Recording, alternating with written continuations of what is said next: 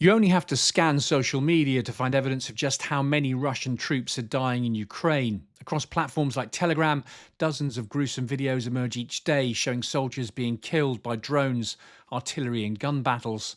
The UK MOD said last month that it expects Russian casualties in Ukraine to reach 1 million within the next 6 months.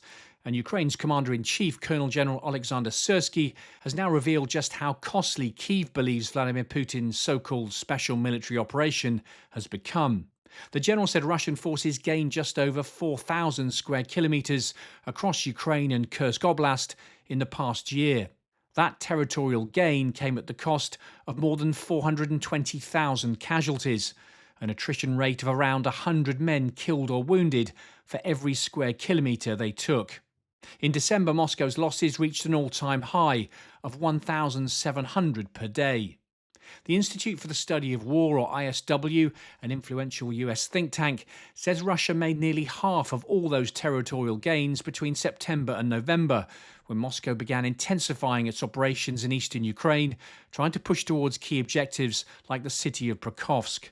It's thought as many as 3,000 Russian troops were lost trying to take that single objective over a 2-week period in December. Overall, last month, Russian forces seized just under 600 square kilometres of Ukrainian territory, around 18 every day. That's down from around 27 square kilometres in November. So is this sustainable?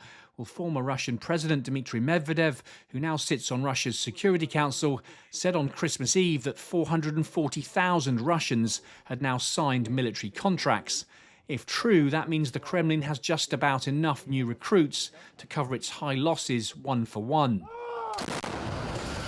There's evidence that Russia's intensive operations are slowing, though, with commanders turning their attention away from Pokrovsk towards the border area of Donetsk Oblast.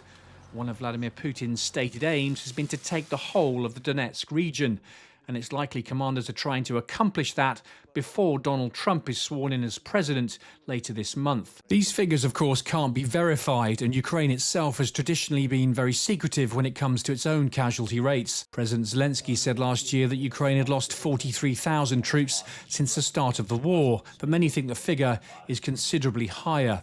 In its latest Ukraine update, ISW says despite the large swathes of territory captured by Russia, none are particularly operationally significant.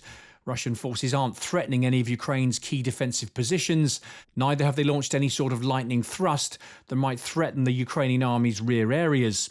Based on that, ISW says Russia would need to capture around 8,500 square kilometres, double what it's taken, to seize the whole of Donetsk Oblast.